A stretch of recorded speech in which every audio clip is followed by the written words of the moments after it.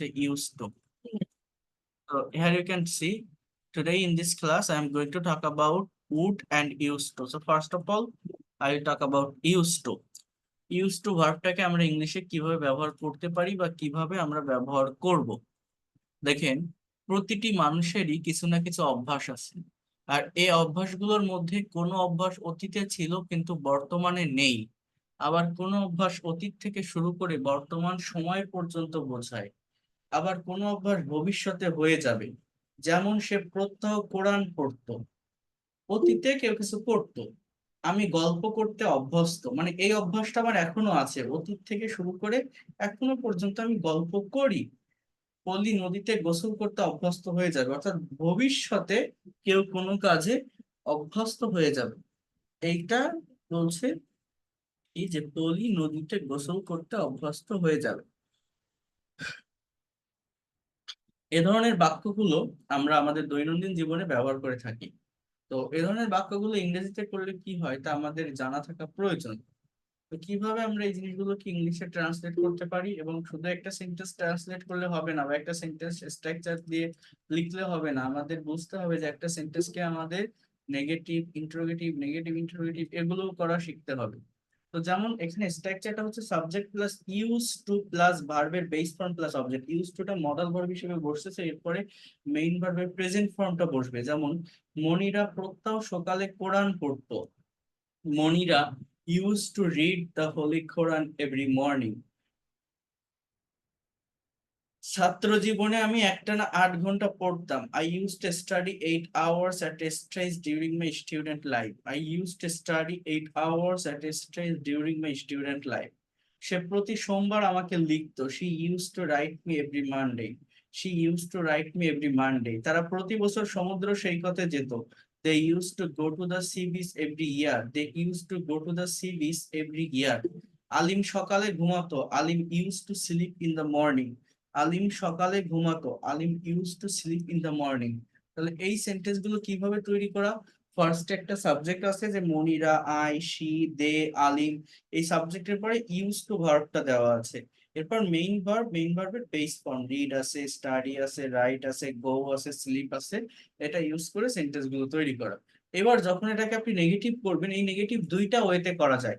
যেহেতু use to model ভার্বকে negative করার জন্য মডেল অক্সিলারি ভার্বের সাথে নট বসালে হয়, আমরা জানি। তো সেটাও আপনি করতে পারেন, অর্থাৎ মডেল ভার্বের সাথে নট বসে এটাকে নেগেটিভ করতে পারেন, অথবা মানে ইউজ নট টু বলতে পারেন, অথবা পাস্ট ইনডিফিনিট টেন্সের সেন্টেন্স গুলোকে যেভাবে নেগেটিভ বা ইন্টারোগেটিভ করতে হয় সেইভাবেও এই সেন্টেন্স গুলোকে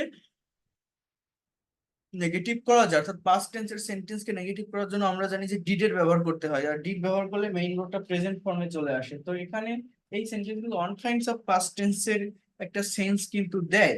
এই জন্য ডিড এর ব্যবহারও আপনি এই জায়গাটাতে করতে পারবেন। যেমন I use not to smoke, অথবা আপনি বলতে পারেন যে I didn't use to smoke. Moni গান শুনতো না। Moni use not to listen to music, আর Moni didn't use to listen to music. Roni কখনো টিভি দেখতো না। Roni never use to watch TV, আর Roni did never use to watch TV. Then did plus subject plus use to plus ভার্বের base form. যেমন এটা প্রথমত এটুকু যে তুমি কি নদীতে সাঁতার কাটতে? Did you use to swim in the river? তুমি কি নদীতে সাঁতার কাটতে? Did you use to swim in the river. Did বসালে ইউজড আর থাকবে না, এই জায়গাটা ভুল আছে, আবার ইউজ হবে, জাস্ট ইউজ। অর্থাৎ did you use to swim in the river. Nilu কি সকালে ঘুমাতো? Did Nilu use to sleep at morning.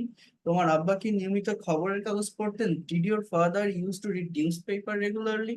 Did your father use to read news paper regularly.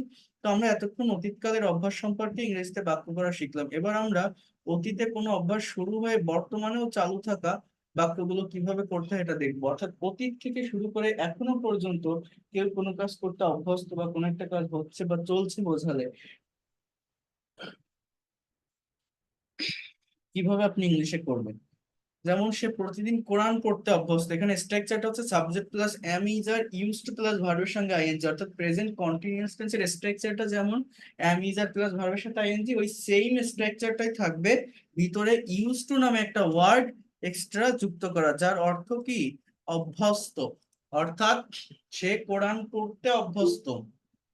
He is use to reading holy Quran. He is use to reading holy Quran.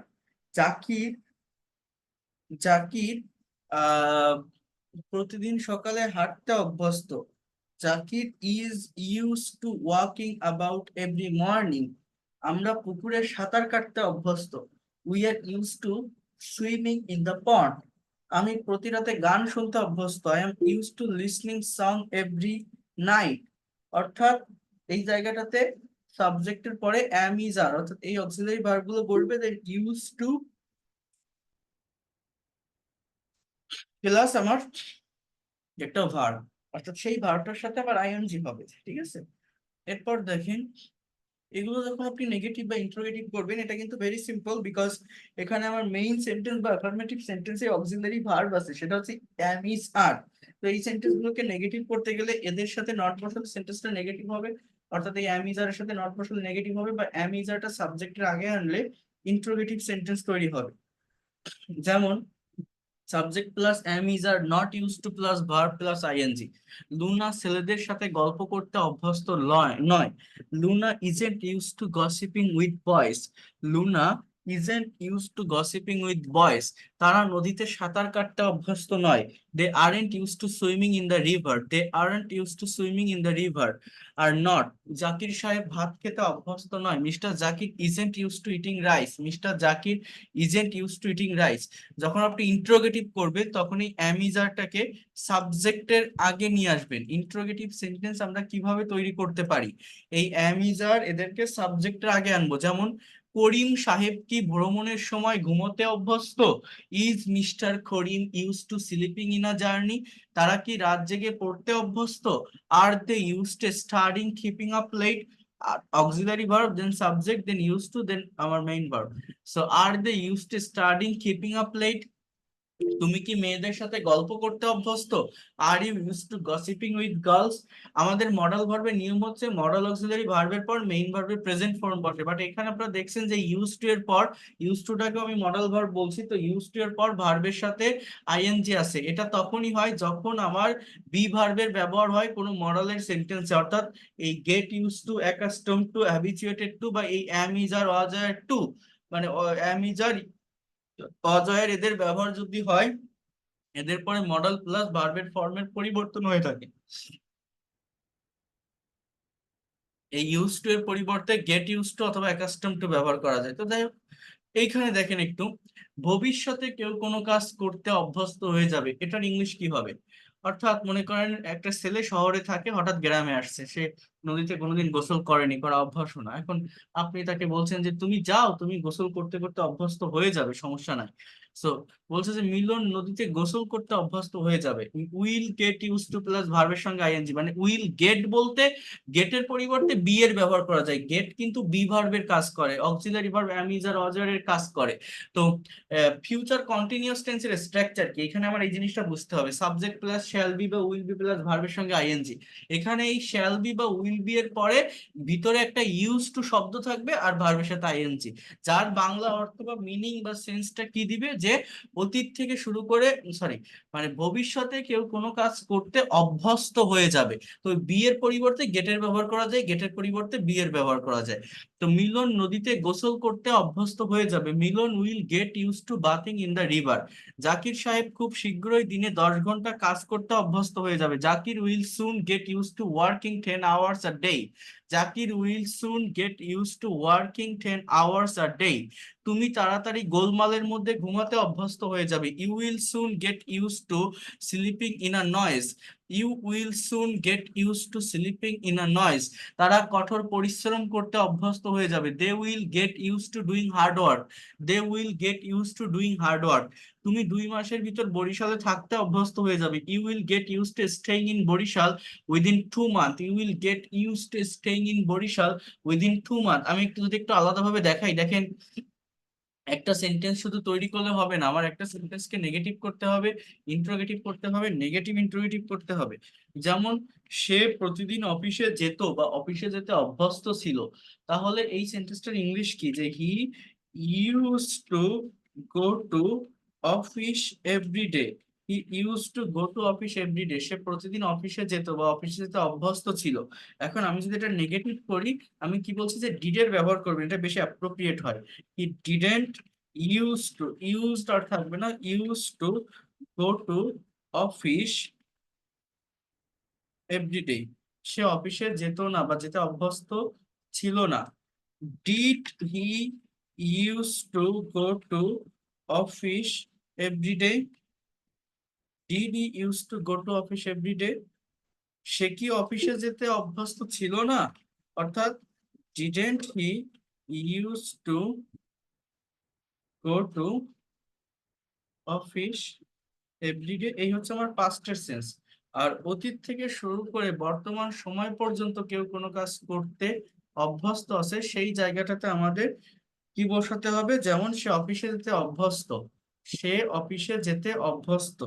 He is, he is use to going to office everyday, he is use to going to office everyday, সে অফিসে যেতে অভ্যস্ত। He is use to going to office everyday, he is use to going to office everyday, সে অফিসে যেতে অভ্যস্ত, সে অফিসে যেতে অভ্যস্ত নয়। He isn't use to going to office everyday, সে অফিসে যেতে অভ্যস্ত নয়। সে কি অফিসে যেতে অভ্যস্ত? Is he use to going to office everyday, সে কি অফিসে যেতে অভ্যস্ত? Is he use to going to office everyday, সে কি অফিসে যেতে অভ্যস্ত নয়? তখন কি হবে? Isn't he use to going to office everyday, isn't he use to going to office everyday, সে কি অফিসে যেতে অভ্যস্ত নয়? Isn't he use to going to office everyday, isn't he use to going to office everyday, সে কি অফিসে যেতে অভ্যস্ত নয়? Isn't he use to going to office everyday. এইভাবে এই সেন্টেন্স গুলোকে আর কি ট্রান্সলেট করতে হয় ইংলিশে। এরপর আরেকটা সেন্স কি বললাম, এইটার কিন্তু এই তিনটাই সেন্স, আর কিছু না। যে ভবিষ্যতে কেউ কোনো কাজ করতে অভ্যস্ত হয়ে যাবে, অর্থাৎ he will get use to going to office everyday, সে অফিসে যেতে অভ্যস্ত হয়ে যাবে। তো এখানে আমার অক্সিলারি ভার্ব আছে, তাহলে উইল নট কে কন্ট্রাস্টে বা সংক্ষেপে ওন্ট বলা হয়। He won't get use to going to office everyday, সে অফিসে যেতে অভ্যস্ত নয়, ওন্ট। এরপর ইন্টারোগেটিভ কি হবে? Will he get use to going to office everyday, will he get use to going to office everyday, সে কি অফিসে যেতে অভ্যস্ত? Will he get use to. তাহলে নেগেটিভ ইন্টারোগেটিভটা কি? Won't he get use to going to office everyday, অর্থাৎ সে কি অফিসে যেতে অভ্যস্ত নয়। তাহলে এই হচ্ছে ইউজ টু ভার্বের তিনটা ব্যবহার। এবার আপনারা আমাকে বলেন যে আপনারা এই জিনিসটা বুঝতে পারলেন কিনা। বুঝতে পারলে আমরা উড ভার্বের ভিতর যাব, কোনো কোশ্চেন থাকলে কোশ্চেন করতে পারেন এই জায়গাটা নিয়ে, ইউজ টু ভার্বের ব্যবহার। Yes, I get it. হ্যাঁ বলেন, ব্যবহার করা যাবে স্যার? এক একজন করে বলেন। তামান্না আক্তার বলেন, কি বলছেন? স্যার উইলের পর গেট বসছে কেন? হ্যাঁ, এটা নিয়ম তাই, উইলের পরে নিয়ম তাই, স্ট্রাকচার তাই। বি বসানো যাবে গেটের পরিবর্তে, উইল বি ইউজ করা যায়। উইল গেটের পরিবর্তে বিটাকে ইউজ করা যায়, উইল বি, যেটা ফিউচার কন্টিনিউয়াস টেন্সের স্ট্রাকচার। ঠিক আছে, ঠিক আছে স্যার, বুঝতে পারছি। আর কোনো কোশ্চেন স্যার আছে? আমি কত মিটলাম? আর কোনো কোশ্চেন আছে? স্যার এভরিডে থাকলে আমরা জানতাম যে প্রেজেন্ট ইনডিফিনিট টেন্স হয়, আমরা রাইট ফর্ম অফ ভার্বে পড়ছিলাম। এখানে তো সবগুলোর মধ্যে এভরিডে এগুলো বসানো কোনো আছে। টেন্স, ইংলিশ একটা ভাষা, একটা ল্যাঙ্গুয়েজ, এই গ্রামার টেন্স এগুলো মেনটেন করে না। এইভাবে পড়লে কখনো ইংরেজি শিখতে পারবেন না। আমার যেভাবে সিচুয়েশন আসবে সেভাবে উত্তর দিতে হবে, এটা এই জায়গাতে থাকে, এগুলো সব ভুল ধারণা, ভুল কথা। হ্যাঁ, এরকম অনেক টেন্সের নিয়ম থাকে, just, just now, already, recently, ever, never, এগুলো থাকলে প্রেজেন্ট পারফেক্ট টেন্স হয়। এগুলো কি সবসময় প্রেজেন্ট পারফেক্ট টেন্সেই হয়? পাস্ট টেন্সে হয় না, বা প্রেজেন্ট ইনডিফিনিট টেন্সে হয় না। সব জায়গাতেই ব্যবহার করা যায়। ঠিক আছে, তো এখানে কোনো সমস্যা আছে ইউজ টু ভার্বের ব্যবহার নিয়ে? কি বললাম বুঝতে পারছেন? অতীতে কেউ কোনো কাজ করতো, ইউজ টু প্লাস ভার্বের প্রেজেন্ট ফর্ম। এরপর অতীত থেকে বর্তমানে কেউ কোনো কাজ করতে অভ্যস্ত, am is are use to plus ভার্বের সঙ্গে আইএনজি। আর ভবিষ্যতে কেউ কোনো কাজ করতে অভ্যস্ত হয়ে যাবে, will get use to plus ভার্বের সঙ্গে আইএনজি। ঠিক আছে, এবং এই পিডিএফ স্যার আমার একটা প্রশ্ন ছিল, আমি পাঠিয়ে দিব, দিলে আপনারা ইয়ে করবেন। কি প্রশ্ন বলেন? হলো টু এবং টু, এই দুইটার মধ্যে মানে বেসিক পার্থক্যটা স্যার যদি একটু ইউজ টু, টু। তো উড এখন আসবে, এখন পড়াবো, ওয়েট করেন। তো দেখেন, তাহলে এবার আমরা উড ভার্বটা নিয়ে একটু কথা বলি। ইউজ টু ভার্বটা শুধুমাত্র অতীত, অভ্যাস, বা অতীত থেকে বর্তমানে শুরু করে কেউ কোনো কাজ করে, মানে মেইনলি অভ্যাস, অভ্যাসগত কোনো কাজ বোঝানোর জন্যই আমরা এই ইউজ টু ভার্বের ব্যবহারটা করে থাকি। এটা হচ্ছে মেইন কথা। আর উড, এই যে ভার্বটা, এটা একটা পাওয়ারফুল ভার্ব। আবারও বলছি, উড শব্দটা একটা পাওয়ারফুল ভার্ব। এটা বিভিন্ন সিচুয়েশনে, বিভিন্ন টাইমে ব্যবহার হতে পারে। এটা অতীতের জন্য ব্যবহার হয়, আবার এটা ভবিষ্যতের জন্য ব্যবহার হয়। এটা এমনই একটা ভার্ব, যেমন সে যদি আসতো আমি যেতাম। এই যে কথাগুলো, if he came I would go, আমার পাস্টের জন্য উডের ব্যবহার এখানে হলো। আবার আমি যদি বলি এটা হতে পারে, ইট উড বি, এটা ঘটতে পারে, it would be happen. So এটা আবার ভবিষ্যতের জন্য উডের ব্যবহার। সো এরকম উড একটা মোস্ট পাওয়ারফুল ভার্ব। তো কিভাবে, কত জায়গায় এর ব্যবহার হয় দেখার চেষ্টা করেন। উড হচ্ছে মূলত একটি মডাল অক্সিলারি ভার্ব। সাধারণত এটি ভার্বগুলো সাধারণত এই ভার্বগুলো মনের বিভিন্ন ভাব প্রকাশের জন্য ব্যবহৃত হয়। এ কারণে এই ভার্বগুলো বিভিন্ন ভাবে বসে এবং বিভিন্ন অর্থ দিয়ে থাকে। তো প্রথমত উডের যে ব্যবহার, সেটা হচ্ছে পসিবিলিটি অর্থে উড বসে। আমার এই সম্ভাবনা অর্থে অনেকগুলো ভার্বের ব্যবহার হয়, মে, মাইট, উড, মাস্ট, উইল, এগুলো সবই সম্ভাবনা অর্থে বসে কিন্তু। যেমন আপনি যদি বলেন I will go to Dhaka next month, so এটা 100% একটা পসিবিলিটি দেয়। অথবা I must go to Dhaka, will বা মাস্ট 100% পসিবিলিটি দেয়। I would go to Dhaka, আমি ঢাকা যেতাম, সরি, আমি ঢাকা যেতে পারি, অর্থাৎ এটা 90% একটা পসিবিলিটি দেয়। I may go to Dhaka, আমি ঢাকা যেতে পারি, এটা 50% একটা পসিবিলিটি দেয়। I might go to Dhaka, আমি ঢাকায় যেতেও পারি, এটা 30% একটা পসিবিলিটি দেয়। অর্থাৎ সম্ভাবনা অর্থে কোনো কিছু করা বোঝাতে মে, মাইট, উড, উইল, মাস্ট এগুলোর ব্যবহার করা যায়। বাট এটা ডিপেন্ড করবে সিচুয়েশনের উপর। আপনি যে কথাটা বলছেন, কেমন সেন্স বা কেমন সিচুয়েশনের উপর নির্ভর করে বলছেন। আপনার যাওয়ার সম্ভাবনা বা সেই কাজটা করার সম্ভাবনা কেমন, কতটুকু। 50% হলে মেয়ের ব্যবহার করেন, 90% হলে উডের ব্যবহার করেন, 30% হলে মাইটের ব্যবহার করেন, 100% হলে মাস্ট বা উইলের ব্যবহার করেন। এই হচ্ছে মেইন বিষয়। So I would go to Dhaka next month, আমি আগামী মাসে ঢাকা যেতে পারি। You would find all flowers from the market, তুমি বাজার থেকে সমস্ত ফুলগুলো পেতে পারো। You would get all clear concept from this lesson, তুমি এই লেসন থেকে সমস্ত ক্লিয়ার কনসেপ্টটা পেতে পারো।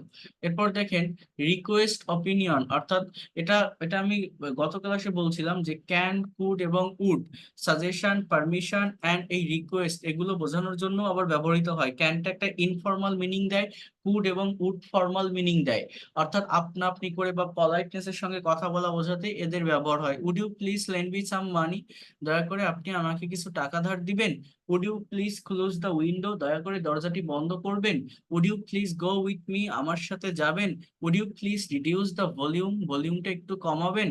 হ্যাঁ, অপিনিয়ন বা মতামত চাওয়ার জন্য, would you join with me this party, would you take some snacks or coffee, অর্থাৎ আপনি কি কিছু খেতে চান, আপনি কি পার্টিতে জয়েন দিতে চান। হ্যাঁ, ভদ্রতার সাথে কোনো কিছু বলা বোঝাতে উড লাইক টু এর ব্যবহার হয়। লাইক, দেখেন ওয়ান্ট মানে চাওয়া, বাট আপনি যদি ওয়ান্টের ব্যবহার করেন ফর্মাল ল্যাঙ্গুয়েজ এটা হবে না। ওয়ান্ট একটা ইনফর্মাল ওয়ার্ড, আমি কিছু বলতে চাই, I want to say something, that is informal sentence. You have to say, I mean, instead of want, you can say would like to. So, I would like to discuss the matter. আমি বিষয়টা আলোচনা করতে চাই। Would you like to say something? আপনি কি কিছু বলতে চান? Would you like to talk with me? আপনি কি আমার সাথে কথা বলতে চান? Would you like to read with me? আপনি কি আমার আমার সাথে পড়তে চান? Would you like to talk with me? Would you like to read with me? Giving value, কাউকে গুরুত্ব দেওয়া অর্থে। আমার would you mind plus it plus simple past। হ্যাঁ, এই জায়গাটা একটু বোঝেন। এখানে উড ইউ মাইন্ড এটা একটা ফ্রেজাল ওয়ার্ডের মতো মেইনলি বসে থাকে, মানে এটা একটা ক্লজ আর কি, ফ্রেজ ও বলা যায় না যেহেতু ভার্ব আছে, তো ক্লজ। আর এই উড ইউ মাইন্ড ব্যবহার করার পর এখানে সিম্পল পাস্ট টেন্সে, past tense, sorry simple past, simple present টেন্সের ব্যবহার করা হয়।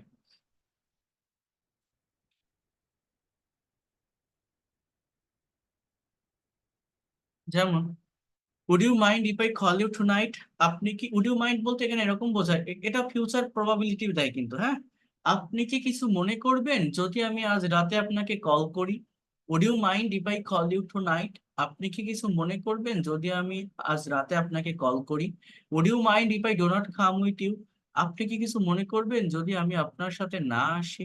Would you mind if I do not come with you.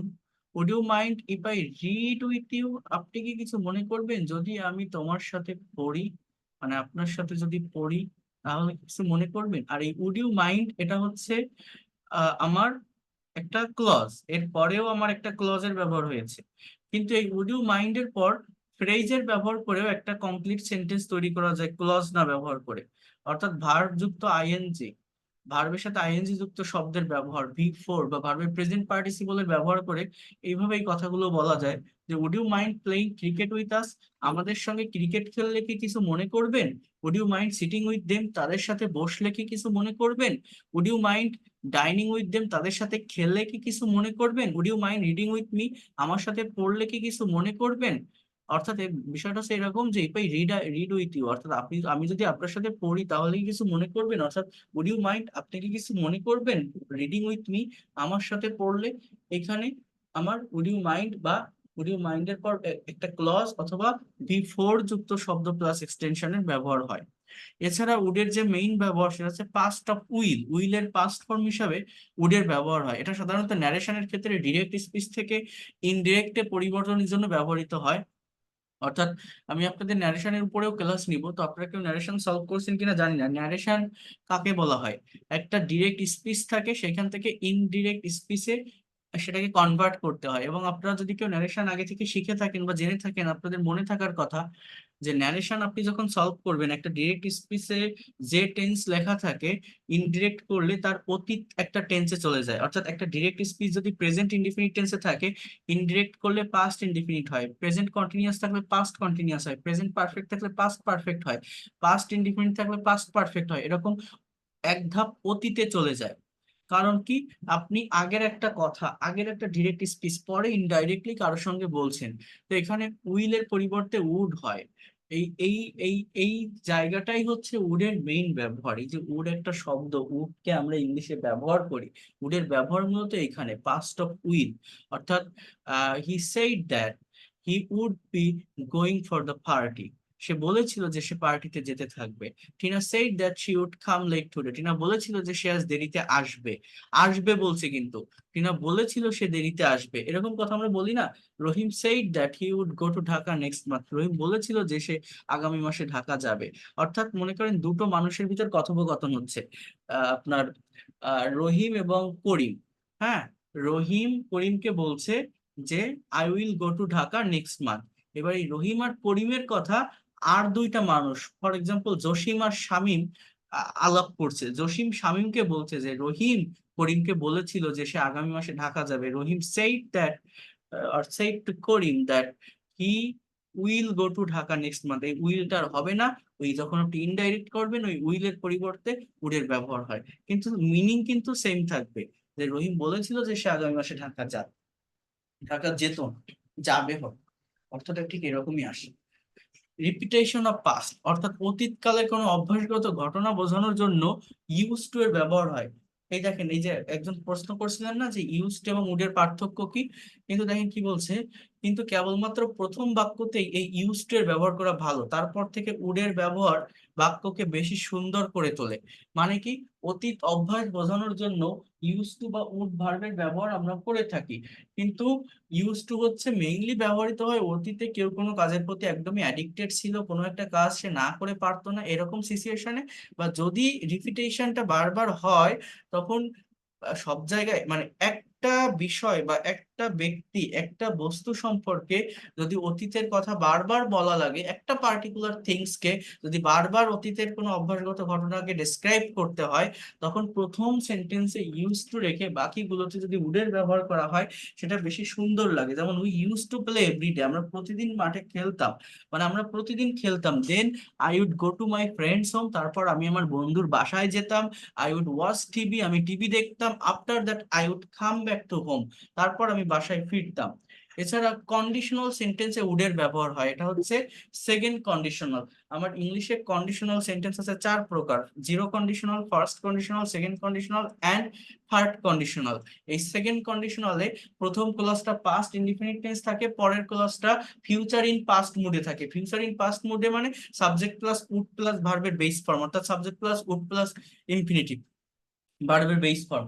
এখানে কোন একটা কাজ কেউ করতে পারতো, কোন একটা কাজ হতে পারতো, কোন একটা কাজ ঘটতে পারতো, বাট ঘটেনি, কেউ করেনি বা হয়নি, হওয়ার কোনো সম্ভাবনাও নেই, একটা ইমাজিনেশন প্রকাশ পায় এই জায়গাটাতে। যেমন ইফ আই ওয়েন্ট, যদি আমি যেতাম, হি উড কাম, তাহলে সে আসতো। বাংলা অর্থটা এরকম যে ইফ আই ওয়েন্ট, যদি আমি যেতাম, হি উড কাম, তাহলে সে আসতো।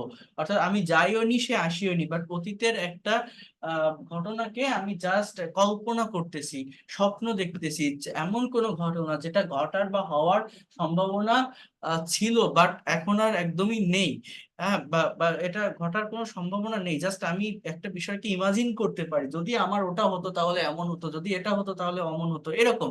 ইফ আই ওয়ার বার্ড, যদি আমি পাখি হতাম, I would fly in the sky, তাহলে আমি আকাশে উঠতাম। I would fly in the sky, আমি পাখিও না, আকাশে উড়িনি, জাস্ট একটা বিষয়কে কল্পনা করছি, একটা আনরিয়েল থিংস আমি এখানে ইমাজিন করছি।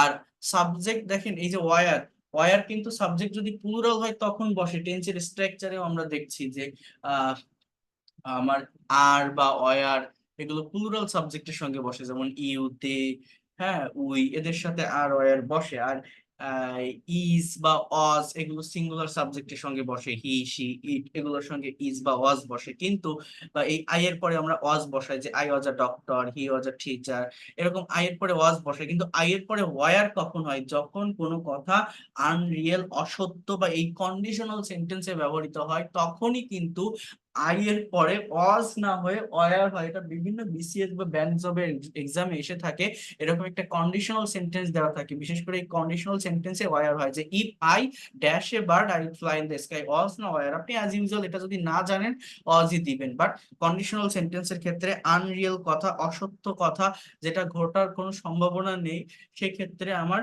ওয়ারের ব্যবহারটা হবে। ইফ আই ওয়ার ইউ, যদি আমি তুমি হতাম, মানে কি, যদি আমি তোমার জায়গায় থাকতাম, I would practise spoken English everyday, আমি প্রতিদিন ইংরেজি প্র্যাকটিস করতাম। উড প্র্যাকটিস মানে কি, আমি করতাম। এছাড়া দেখেন উডের আরেকটা ব্যবহার হচ্ছে গিভিং প্রায়োরিটি, কাউকে প্রাধান্য দিতে বা কাউকে গুরুত্ব দিতে। যেমন would it be okay if I call you after 10 minutes, এটা কি ঠিক হবে যদি আমি আপনাকে 10 মিনিট পরে কল করি?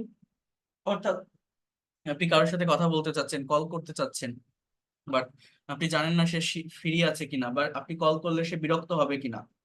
তো তাকে সম্মান দিয়ে, তাকে প্রাধান্য দিয়ে তার কাছ থেকে অনুমতিটা চাওয়া, এই জায়গাটাতে, এই জায়গাটাকেই বলা হয় মূলত গিভিং প্রায়োরিটি। যে উড ইট বি ওকে, এটা কি ঠিক হবে বা এটা কি ভালো হবে? If I call you after 10 minutes, would it be fine, এটা কি ভালো হবে? If she come with me, যদি সে আমার সাথে যায়, মনে করেন আপনার একটা বন্ধু বা বান্ধবীকে নিয়ে আপনি ঘুরতে যাবেন, এখন তার গার্ডিয়ানের কাছে আপনি গেছেন, গিয়ে বলছেন আন্টি আমি ওকে একটু নিয়ে যাব, সো আমি যদি ওকে নিয়ে যাই তাহলে কি কোনো সমস্যা হবে, আর এটা কি ভালো হবে যদি আমি ওকে নিয়ে যাই, যদি সে আমার সাথে যায়?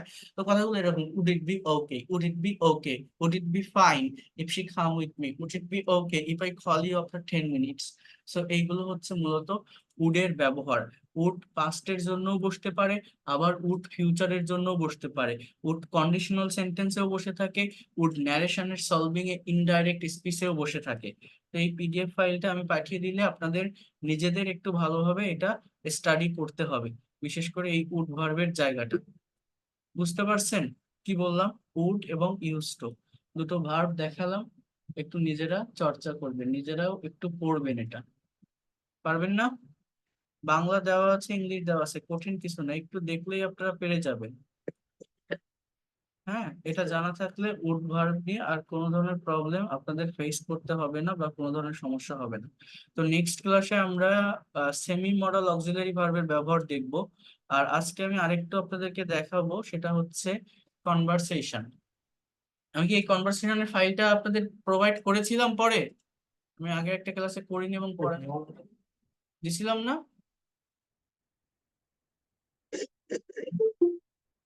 কনভারসেশন, হ্যাঁ পাঠিয়েছিলাম। তো আপনারা কি কেউ প্র্যাকটিস করেছেন, দুই একটা নিজেদের মতো করে পড়ার চেষ্টা করছেন বা অর্থ বের করতে পারছেন পড়ে? এরকম কেউ আছেন যে কনভারসেশনটা পড়ছেন বা মিনিং গুলো বের করতে পারছেন বা একটু প্র্যাকটিস করছেন? জি স্যার, পড়ছি, একটু একটু করে বেরও করতে পারছি। আবার আটকায় গেলে তখন থেমে যায়। কেন থেমে যান কেন? কোথায় সমস্যা হয়? বুঝতে একটু সময় লাগতেছে, ওই যে বললাম না, বারবার ঘুরে আপনার প্রতিটা গ্রুপে আমি দেখছি, চেষ্টা করতেছি স্যার। দেখেন, বোঝার চেষ্টা করেন। আমি আজকে আরেকটা কনভারসেশন পড়ি, খুব ভালোভাবে দেখেন, এইভাবে নিজেরা প্র্যাকটিস করবেন। Write a dialogue between you and your friend Jack about the Rohingya crisis and its remedies. Crisis অর্থাৎ রোহিঙ্গা সংকট এবং এটার প্রতিকার। সো তমাল এবং জ্যাক দুইজনের ভিতরে একটা কথোপকথন। তমাল বলছে, hi Jack, you look so worried, তোমাকে খুবই চিন্তিত দেখায়।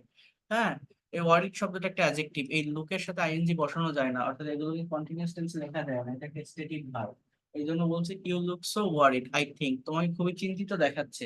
এটা প্রেজেন্ট ইনডিফিনিট টেন্স, বাট বাংলায় ওই দেখাচ্ছে কথাটাই বলতে হবে, ইউ আর লুকিং বলা যাবে না, তাহলে সেন্টেন্স ভুল হয়ে যাবে। So you look so worried, I think. I'm worried about the Rohingya crisis. আমি চিন্তিত রোহিঙ্গা সংকট নিয়ে। Oh yes, this is very unfortunate, এটা খুবই দুর্ভাগ্যজনক। How can the government of a country be so cruel to its people?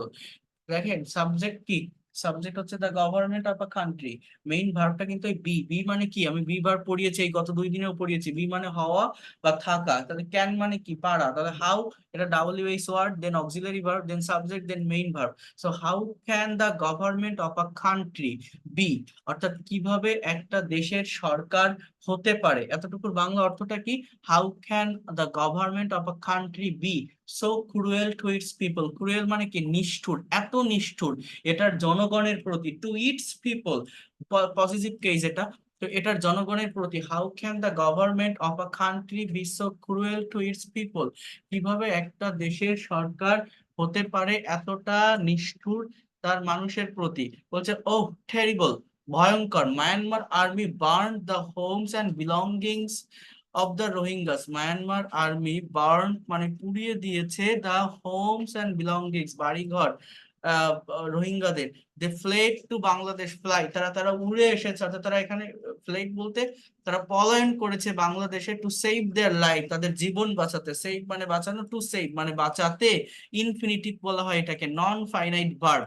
এগুলো এটা past টেন্সে আছে। এরপর বলছে the condition of women, elderly people and children also miserable. Bangla অর্থটা কি? মিজারেবল। মিজারেবল মানে হচ্ছে দুর্দশা বা করুণ। কন্ডিশন মানে অবস্থা, কাদের? মহিলাদের, বৃদ্ধ লোক এবং শিশুদের খুবই দুর্দশাপূর্ণ। মেনি অনেকেই, এই সেন্টেন্সের সাবজেক্ট হচ্ছে মেনি। দেন ভার্ব হচ্ছে লস্ট অর্থাৎ past tense, many lost their lives while crossing the border areas, অনেকে তাদের জীবন হারিয়েছে বর্ডার এরিয়া ক্রস করার টাইমে বা সময়ে। And many were brutally killed by the Myanmar army, এটা প্যাসিভ ভয়েসে আছে, আমি প্যাসিভ ভয়েস শেখাবো আপনাদের, পাস্ট ইনডিফিনিট টেন্সের প্যাসিভ ভয়েস। এবং অনেকেই ব্রুটালি, এই শব্দটা অ্যাডভার্ব, অ্যাডভার্ব একটা সেন্টেন্সের যে কোনো জায়গায় বসতে পারে, শুরুতে বসতে পারে, শেষে বসতে পারে, মেইন ভার্ব এবং অক্সিলারি ভার্বের মাঝেও বসতে পারে। সো বলছে যে many were brutally killed by the Myanmar army, অনেকেই নৃশংসভাবে হত্যা হয়েছে মায়ানমার আর্মির দ্বারা। ক্যান ইউ ইমাজিন, তুমি কি কল্পনা করতে পারো? সো মডেলের ব্যবহার, তাই না? হোয়াট উড হ্যাপেন, এই দেখেন এই উডের ব্যবহার, এই তাহলে এটার বাংলা অর্থটা কি? হোয়াট উড হ্যাপেন, বাংলা অর্থটা হচ্ছে কি ঘটতো। ক্যান ইউ ইমাজিন, তুমি কি কল্পনা করতে পারো? হোয়াট উড হ্যাপেন, কি ঘটতো, if Bangladesh did not give shelter to Rohingyas, past indefinite টেন্সের এটা negative, did not plus be on, অর্থাৎ যদি বাংলাদেশ রোহিঙ্গাদের আশ্রয় না দিত, শেল্টার মানে কি আশ্রয়। প্র্যাকটিক্যালি রিডিং অ্যানালাইসিস করা খুবই ইম্পর্টেন্ট ইংলিশে প্রফেশনাল হওয়ার জন্য এবং এক্সপার্ট হওয়ার জন্য। ছোট ছোট রুলস এবং স্ট্রাকচার পড়ে কখনো ইংলিশ ল্যাঙ্গুয়েজ ডেভেলপ করা যায় না। ইংলিশে ভালো করতে গেলে, এই ল্যাঙ্গুয়েজটাতে এক্সপার্ট হতে গেলে, ফ্লুয়েন্ট হতে গেলে, ল্যাঙ্গুয়েজটাকে নিজের একটা সম্পদ বা অ্যাসেট হিসাবে নিতে হলে আপনাকে প্রচুর পরিমাণে প্যাসেজ রিড আউট করতে হবে, প্রচুর পরিমাণে প্যাসেজ অ্যানালাইসিস করতে হবে। আমরা অনেকেই ইংলিশে সেন্টেন্স পড়তে পারি, বাট সেই সেন্টেন্সটা দেখে ধরতে পারি না এটা কোন টেন্সে লেখা আছে, সাবজেক্ট কোনটা, ভার্ব কোনটা, অবজেক্ট কোনটা, বা একটা সেন্টেন্সের অ্যাকচুয়াল মিনিংটা, অ্যাকচুয়াল সেন্স বা অ্যাকচুয়াল থটটা কি, এটা বুঝতে পারি না। তো এইগুলো যদি আপনারা প্র্যাকটিস করেন, এই যেভাবে আমি বলছি টেন্স আইডেন্টিফাই করার চেষ্টা করেন, ভার্বটাকে দেখে অ্যাকচুয়াল মিনিং যদি বের করার চেষ্টা করেন, it will be better for your development. তো দেখেন, the prime minister of Bangladesh had shown past perfect tense, অর্থাৎ দেখিয়েছে গ্রেট পিটি, পিটি মানে দয়া, for the Rohingyas if Bangladesh had not given them shelter, এটা পাস্ট পারফেক্ট টেন্সের sentence, they might have died, অর্থাৎ যদি বাংলাদেশ তাদের আশ্রয় না দিত, if Bangladesh had not given them shelter, if Bangladesh had not given them shelter, past perfect টেন্সের সেন্টেন্স, যদি বাংলাদেশ তাদের আশ্রয় না দিত, দে মাইট হ্যাভ ডাইড, তাদের মরতে হতে পারতো। বাংলা অর্থটা কি? মাইট হ্যাভ ডাইড, অর্থাৎ পসিবিলিটি অর্থে তাদের মরতে হতে পারতো। বাংলা অর্থ, অ্যাকচুয়াল বাংলা অর্থ আমরা বুঝি না অনেক সময় বিভিন্ন সেন্টেন্স ট্রান্সলেশন করার পরেও। কি বলছে? যে in fact the people of Bangladesh were so sympathetic, প্রকৃতপক্ষে বাংলাদেশের লোক খুবই সহানুভূতিশীল ছিল, টু দ্য পিটিয়েবল কন্ডিশন, অর্থাৎ এই দুর্দশাপূর্ণ অবস্থায়, of the Rohingya people, Rohingya মানুষদের প্রতি। About 10 lakh Rohingyas entered into the Bangladesh, entered into Bangladesh, এটা পাস্ট টেন্সের সেন্টেন্স, তাই না? এন্টার্ড এটা আমার ভার্ব। প্রায় 10 লাখ লোক বাংলাদেশে প্রবেশ করেছে। People of Bangladesh help them in many ways, বাংলাদেশের জনগণ তাদের বিভিন্নভাবে সাহায্য করেছে। They came with foods, money and other necessary things to support their life, they came তারা এসেছে with foods, money and other necessary things to support their life, and Bangladesh government made a temporary house for their shelter, তাহলে এটা past tense, এবং বাংলাদেশের সরকার তৈরি করেছে একটা ক্ষণস্থায়ী বাড়ি তাদের বসবাসের জন্য, তাই না? And Bangladesh government made a temporary house for their shelter, তাদের আশ্রয়ের জন্য। International help was also good, wasn't it? একটা ট্যাগ করছেন যে ইন্টারন্যাশনাল হেল্পও ভালো ছিল, তাই নয় কি? wasn't it বলছে যে yes, but there had been a lot of politics about Rohingyas, কিন্তু রোহিঙ্গাদের নিয়ে অনেক রাজনীতিও ছিল বা হয়েছে। I think the role of India and China about Rohingya was not so positive, আমি মনে করি যে ইন্ডিয়া এবং চায়নার ভূমিকা পজিটিভ ছিল না রোহিঙ্গাদের নিয়ে। You were right, these two countries had not supported the Rohingyas, past perfect টেন্সের সেন্টেন্স, এই দুই দেশ, দিস টু কান্ট্রিজ সাপোর্ট করেনি রোহিঙ্গাদেরকে, had not supported the Rohingyas. What do you think about Aung San সুচিস রোলস অ্যাবাউট দ্য রোহিঙ্গাস, তুমি Aung সান সুচির ভূমিকা নিয়ে কি বলো রোহিঙ্গাদের সম্পর্কে? Very sad, Suchi was awarded the Nobel prize for piece, Suchi Nobel পুরস্কারে ভূষিত হয়েছিল শান্তির জন্য, but what did she do, কিন্তু সে কি করলো? পাস্ট টেন্সের sentence, did she do. Her government dropped them away from her country, drop মানে বিতাড়িত করা বা তাড়িয়ে দেওয়া বোঝাচ্ছে এখানে, তার সরকার তাদেরকে বিতাড়িত করেছে তার দেশ থেকে, তাদের রোহিঙ্গাদের। It was the worst refugee crisis in the world, এটা খুবই খারাপ একটা শরণার্থী সংকট পৃথিবীতে exactly this was a great tragedy in the world history, এটা ছিল একটা মর্মান্তিক ঘটনা বিশ্ব ইতিহাসে। Well we will talk later, bye. আমরা আবার কথা বলবো, ঠিক আছে। তো এই যে সেন্টেন্স গুলো আমি পড়লাম, এই যে সেন্টেন্স গুলো, বেশিরভাগ সেন্টেন্স এখানে পাস্ট টেন্সে লেখা ছিল। এক একটা কনভারসেশনের সেন্টেন্সের থিংস, আই মিন সেন্টেন্সের যে থিম, অর্থাৎ স্ট্রাকচার, টাইমিং, টেন্স এক এক ধরনের থাকে, এবং এইগুলো আপনাদেরকে একটু প্র্যাকটিস করতে হবে। আপনারা নিজেরা যদি একটু প্র্যাকটিস করতে পারেন, রেগুলারিটি মেনটেন করে এগুলো যদি একটু পড়তে পারেন, তাহলে আপনাদেরই ডেভেলপমেন্ট, অ্যাকচুয়াল ডেভেলপমেন্টটা আসবে। আমি আবারও বলছি, আপনাদেরই অ্যাকচুয়াল ডেভেলপমেন্টটা আসবে, এবং এটা নিজেরা একটু করার চেষ্টা করবেন, দেখবেন পড়লে ভালো লাগবে। অনেক অনেক কিছু জানতে পারবেন। যারা সেন্টেন্স রিড আউট করতে পারেন না, রিডিং স্পিডটা বাড়বে, প্রোনাউন্সিয়েশন ক্লিয়ার হবে, নতুন কোনো ভোকাবুলারি পেলে সেটা মোবাইলে সার্চ দিয়ে সেটাকে ডেভেলপ করতে পারবেন। এছাড়া সেন্টেন্স গুলো থেকে কোন সেন্টেন্সটা কোন টেন্সে লেখা আছে এটা ধরার চেষ্টা করবেন। যেমন it was the worst refugee crisis, this was a great tragedy. Was were আছে, মানে ওয়াজ আছে বলে এটা কিন্তু কোনো কন্টিনিউয়াস না, এখানে ওয়াজটাই মেইন ভার্ব, বি ভার্বের সেন্টেন্স, পাস্ট ইনডিফিনিট টেন্সের সেন্টেন্স কিন্তু এগুলো। তো অনেকে আমরা এই বিষয়গুলো ভালোভাবে বুঝি না, সেগুলো আইডেন্টিফাই করার চেষ্টা করবেন। তাহলে আমি যখন, আপনারা যদি নিজেরা একটু পড়েন, তাহলে পরে যখন আমি এখানে দেখাই বা পড়াই, সেটা বুঝতে বা সেটা নিতে আরো বেশি সহজ হয়ে যাবে আপনাদের জন্য, বেশি ইজি হয়ে যাবে। আমার কথা কি বুঝতে পারছেন আমি কি বললাম? Have you understood what I have said? Sir Yes, sir. Yes, sir. Yes, sir. Okay, so that's all for today. ভালো থাকেন সবাই, and see you in the next class on day after tomorrow. আগামীকালও করবেন আপনাদের, আগামীকালও class হবে, ঠিক আছে? আগামীকালও class হবে আপনাদের।